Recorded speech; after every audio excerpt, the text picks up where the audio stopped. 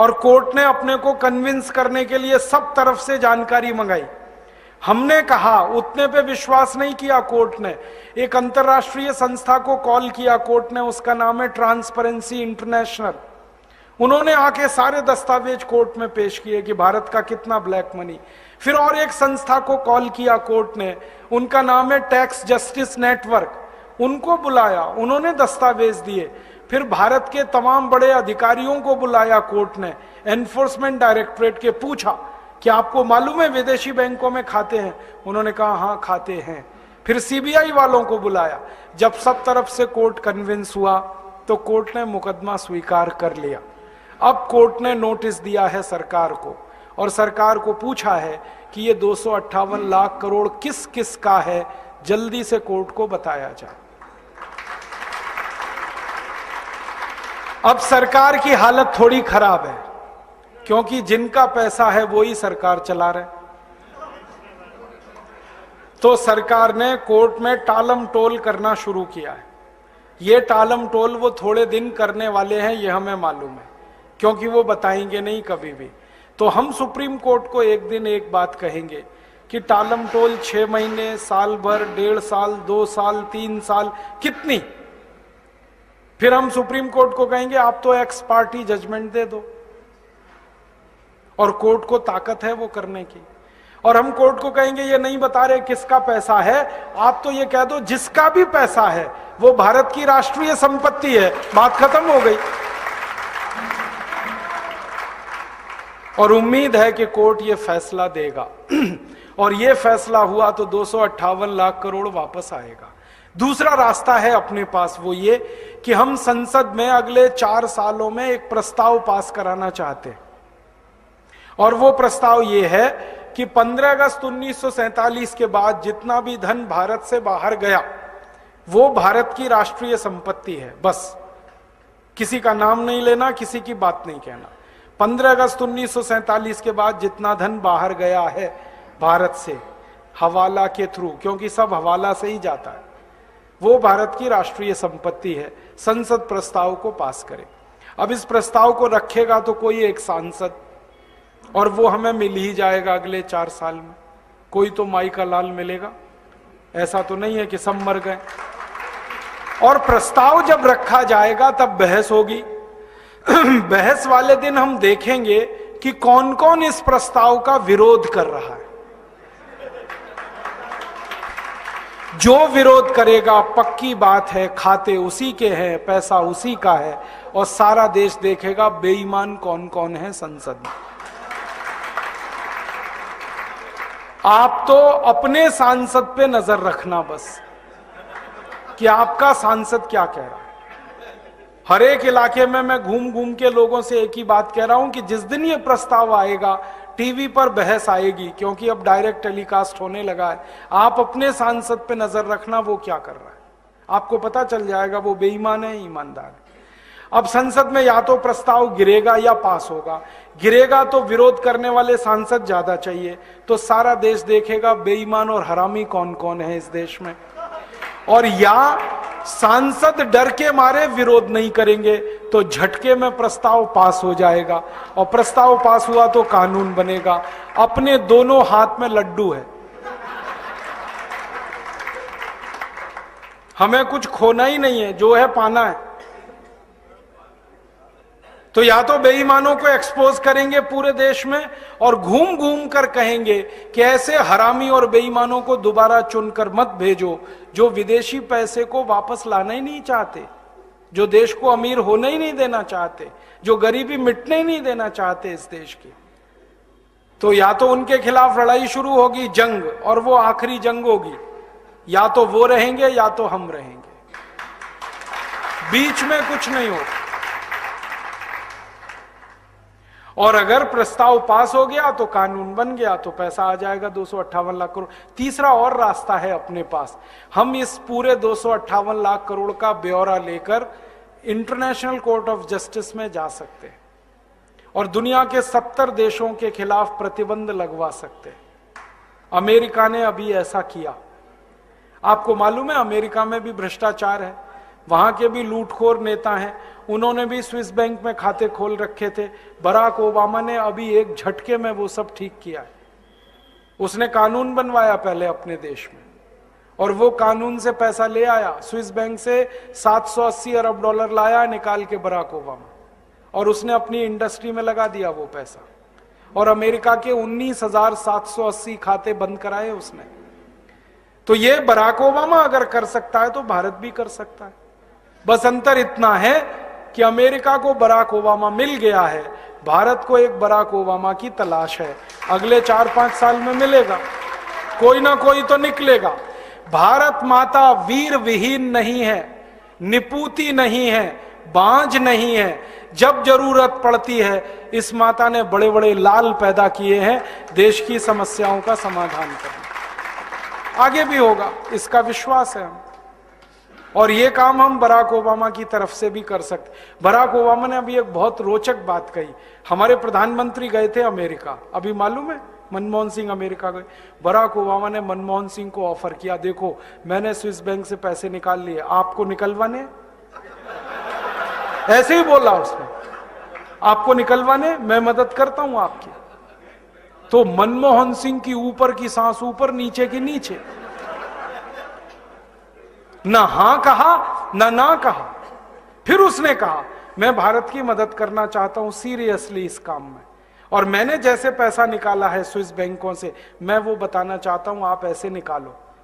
अब मनमोहन सिंह चुपचाप लौट आए, क्योंकि उनको बोलते ही नहीं बनता, क्योंकि सरकार चलाने वालों का पैसा है, बात ही नहीं करते वो। तो बराक ओबामा तैयार है, वो कहता है मैं मदद करूंगा भारत की। क्यों? वो कहता है भारत की मदद इसलिए करनी है, भारत महान देश है, ये वो बोलता है। और भारत की महानता जब वो गिनाता है ना, तो सबसे पहले कहता भारत बजरंगबली का देश है, हनुमान जी का देश, और वो हनुमान जी का भगत है बराक ओबामा। उसने मंदिर बनाया, मालूम है, आधा ईसाई आधा मुसलमान बराक ओबामा हनुमान जी की पूजा कर रहा है। जब वो चुनाव लड़ रहा था तो उसने बजरंगबली का मंदिर बनाया, जयपुर से मूर्ति मंगाई थी, स्थापित कराई, और पहला राष्ट्रपति है अमेरिका में जिसने दिवाली मनाई अभी। हाँ, दिवाली को हनुमान जी की पूजा होती है ना, उसने की वहां, पंडित जी को बुलाया उसने, और वो कहता भारत महान देश है क्योंकि महात्मा गांधी का देश है। वो महात्मा गांधी को गुरु मानता है अपना, उसके घर में एक ही फोटो है वो महात्मा गांधी की। वो कहता है इसलिए मैं भारत की मदद करना चाहता हूं। अब भारत सरकार ही तैयार नहीं है मदद लेने के लिए, तो ये अपने पास और एक रास्ता है। तो अपने पास 4 रास्ते हैं। एक चौथा रास्ता है कि हम खुद चाहें तो स्विट्जरलैंड से दादागिरी करके ये पैसा ला सकते हैं। स्विट्जरलैंड के पास ना आर्मी है, ना एयरफोर्स है, ना नेवल फोर्स है, छोटा सा देश है। हाँ, जनसंख्या भी इतनी कम है जितनी तो हमारे एक जिले में है, उतनी तो स्विट्जरलैंड पूरे देश में नहीं। मैं तो मजाक में कभी कभी ये कहता हूं कि सारे भारतवासी, माफ करना ये कहने के लिए, इकट्ठे होके पेशाब कर देंगे तो स्विट्जरलैंड बह जाएगा।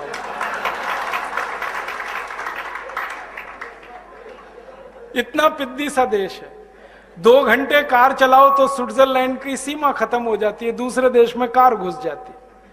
पुलिस उनके पास है नहीं, आर्मी है नहीं, थोड़ी दादागिरी करो वो तो दे देंगे। अमेरिका ने अभी कहा था उनको कि इराक का ध्यान है, अफगानिस्तान का ध्यान है, वो आपका भी हाल हो सकता है। तुरंत उन्होंने पैसे निकाल के दे दिए, 1 मिनट नहीं लगा। तो अपने पास 4 रास्ते हैं, पहले तीनों रास्तों का उपयोग करेंगे।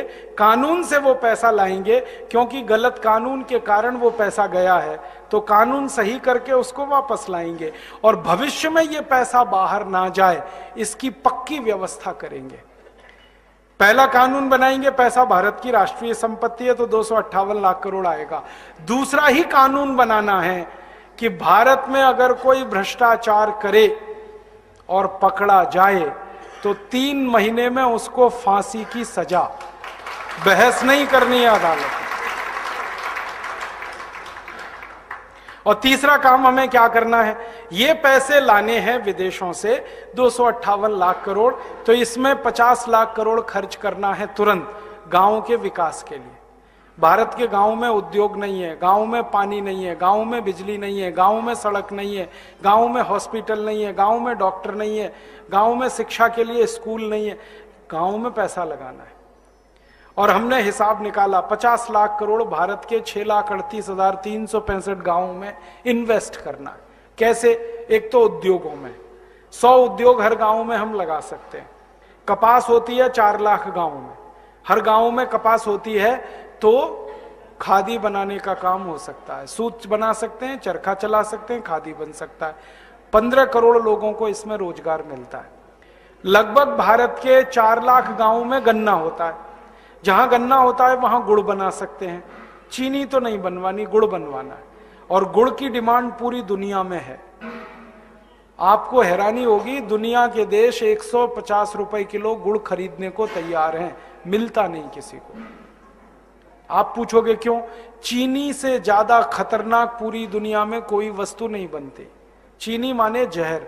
दुनिया को समझ में आ गया, डायबिटीज इतनी, और डायबिटीज के अलावा जो दूसरे कॉम्प्लिकेशंस हैं वो इतने चीनी के बारे में एक ही जानकारी देता हूं। आप आधा किलो खाना खाओ और 50 ग्राम चीनी खा लो पीछे से, 50 ग्राम तो छोड़ दो, 1 चम्मच खा लो। आधा किलो खाने पर 1 चम्मच चीनी खा लो तो पूरा आधा किलो खाना पच जाएगा। उसकी पूरी ऊर्जा 1 चम्मच चीनी को नहीं पचा पाती। चीनी डाइजेस्ट नहीं होती कभी भी। क्यों? उसमें कुछ ऐसी चीज है ही नहीं जो डाइजेस्ट हो। ऑर्गेनिक उसमें कुछ भी नहीं है, सब इनऑर्गेनिक है। और चीनी का अर्थशास्त्र और समाजशास्त्र ये है कि ना उसमें कोई विटामिन है, ना उसमें कोई प्रोटीन है, ना उसमें कोई कैल्शियम आयरन आदि है, ना माइक्रो न्यूट्रिएंट्स हैं। वो जहर का पुलिंदा है। हम चाहते हैं कि चीनी बंदी हो जाए तो अच्छी है, वैसे भी 50 रुपए किलो हो गई है। फालतू में क्यों दिमाग खराब करें? हम तो गुड़ बनवाएंगे और सारी दुनिया गुड़ मांग रही है, और ऑर्गेनिक गुड़ तो सब मांग रहे हैं। गन्ना पैदा करें बिना यूरिया, बिना डीएपी, उस गन्ने से गुड़ बनाएं। अभी ग्राहक तैयार हैं 150 रुपए किलो खरीदने के लिए सारी दुनिया में। ये जितनी बेकरीज चलती है ना यूरोप में, वो सब गुड़ चाहते हैं, क्योंकि वो कहते हैं कि गुड़ से जब हम वो बनाते हैं उनके स्वीट डिश, वो ज्यादा लंबे समय टिकते हैं। चीनी वालों को टिकाने के लिए बहुत सारे केमिकल मिलाने पड़ते हैं। गुड़ जो है ना नेचुरल प्रिजर्वेटिव है, तो वो गुड़ मांग रहे हैं। हम 4 लाख गांव में गुड़ बनवा सकते हैं, खुद भी खाएंगे, दुनिया को खिलाएंगे, और इस काम में कम से कम 1.5-2 करोड़ किसानों को काम मिलेगा। फिर भारत के 2.5 लाख गांव हैं, वहां गेहूं पैदा होता है। गेहूं का आटा सब खाते हैं, गेहूं कोई नहीं खाता, तो गेहूं का आटा गांव में बनेगा, शहर में बिकेगा। गेहूं 11 रुपए किलो है, आटा 26 रुपए किलो बिकेगा, तो गेहूं का आटा बिकवाएंगे, गांव गांव बनवाएंगे, चक्की चलवाएंगे, चक्की में आटा बनेगा। ये जो धीमे धीमे चक्की चला के आटा बनता है ना, इसी की पौष्टिकता है। तेजी से जो मशीन में आटा पिसता है वो कुछ भी दम वाला नहीं है। इसी आटे में क्वालिटी है जो धीमे धीमे। और पुराने जमाने में हमारे घरों में वही आटा खाया जाता था, हम बीमार नहीं पड़े जल्दी। अब चक्की का आटा है, गड़बड़ी यहां पर है। और ऐसे ही भारत के 2.5-3 लाख गांव में आम पैदा होता है।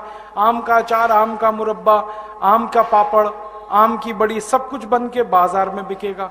1 लाख गांव में आलू है तो आलू का चिप्स गांव गांव बनवा सकते हैं। चिप्स 480 रुपए किलो बिकता, आलू 10 रुपए किलो बिकता है।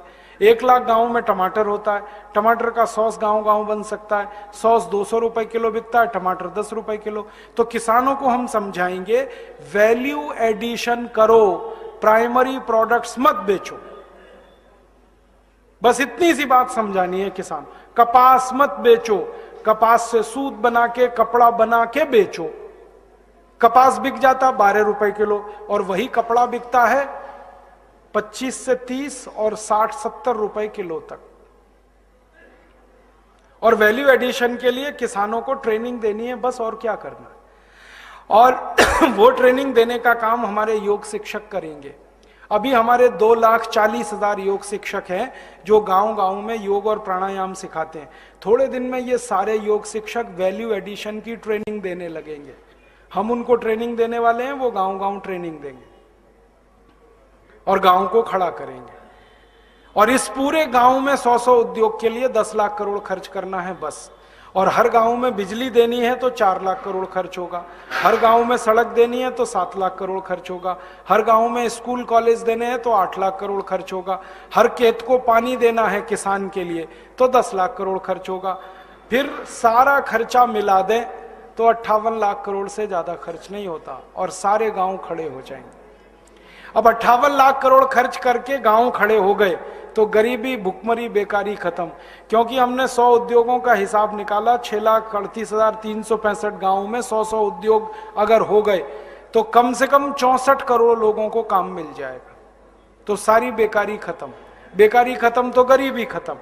फिर क्या करें? 200 लाख करोड़ बच गया, उसको बैंक में जमा करेंगे फिक्स डिपॉजिट में भारत माता के नाम से, तो उसका हर साल का ब्याज आएगा वो 20 लाख करोड़ है। और साल का ब्याज अगर 20 लाख करोड़ आएगा